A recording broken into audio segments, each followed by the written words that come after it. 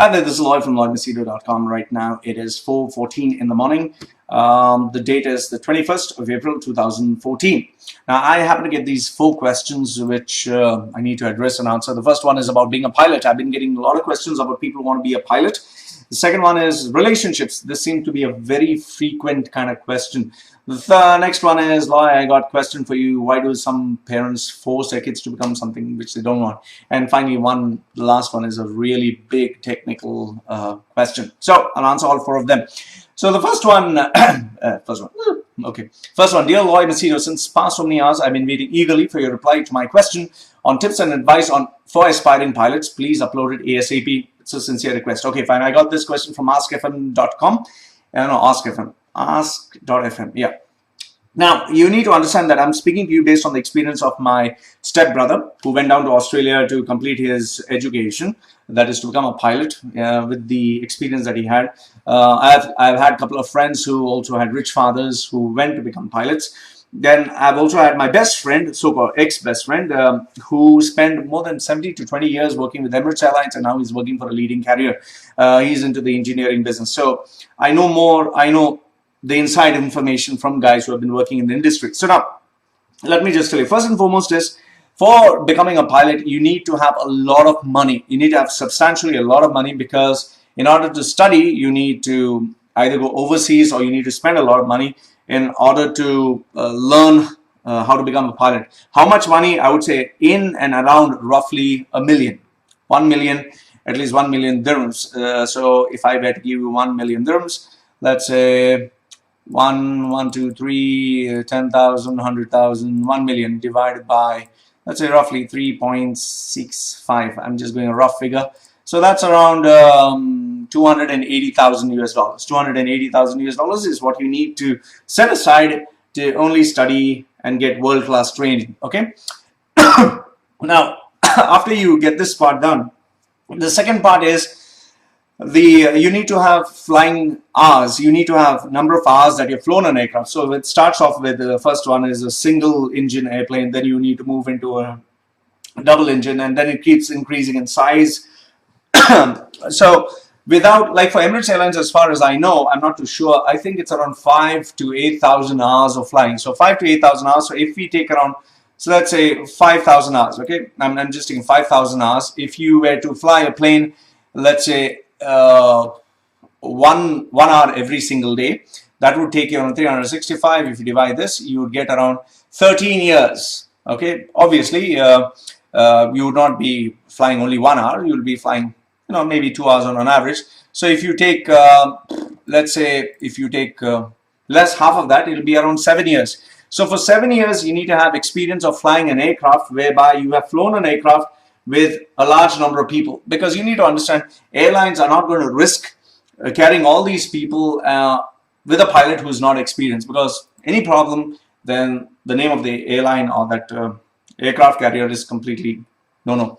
So what is my advice to you? It's very simple. Number 1, speak to your father and mother, and ask them, do you have 300,000 US dollars reserved for me, or can you generate that to help me complete my education on becoming a pilot for the next 1 year, 2 years, and to support me to get flying experience for the next 6-7 years. Because immediately after one of my friends, he completed the aircraft training, he was given the job of flying a small aircraft to the Middle East sector, that was key share and all that. And it was not a glamorous aircraft. It was an aircraft with hardly even air conditioning was not there. It was terrible. Okay, I saw it myself. And he eventually quit the career. And my stepbrother, well, he is unemployed even till today, and he has given up the career of becoming a pilot because he doesn't have the money. So it's a very tough career choice. I would say think 100 times before you want to be an aircraft pilot, because there are many who are struggling and are having a tough time. So unless your parents are really rich, don't get into it. Get into something which you can afford and have a longevity. Okay, next one.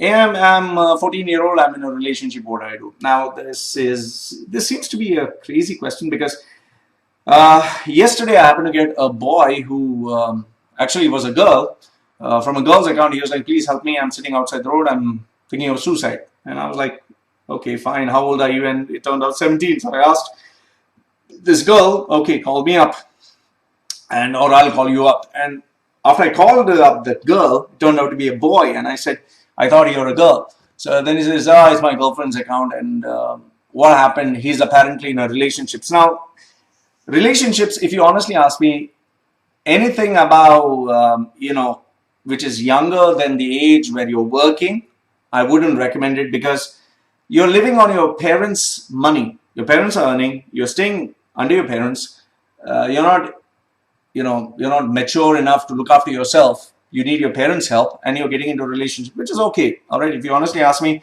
everyone needs a companion. It's okay, have a companion. But then, not studying, not focusing on your work, thinking, oh, I love you, I'm going to die without you. This is all bullshit. You need to understand this as we grow up. Okay, as we grow up, as we mature, our choices change. When I was 4 years old, I used to eat Cerelac, or I used to drink milk from a bottle.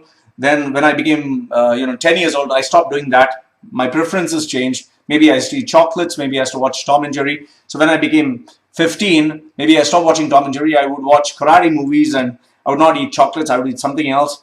Now, when I'm 24, obviously I'm not going to watch cartoons. I would go clubbing, I would meet friends.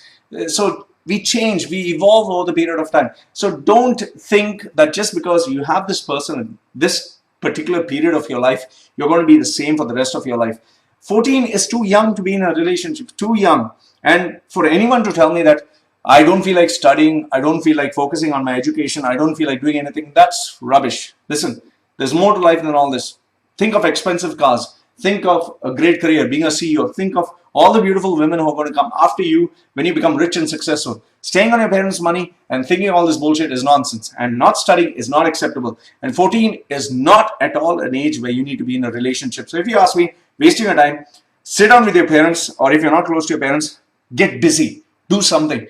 Relationship, all these hormones which are growing in your body that you want to be loved, have a girlfriend and all, this is just a phase. I know it because I'm 38 years old, 37.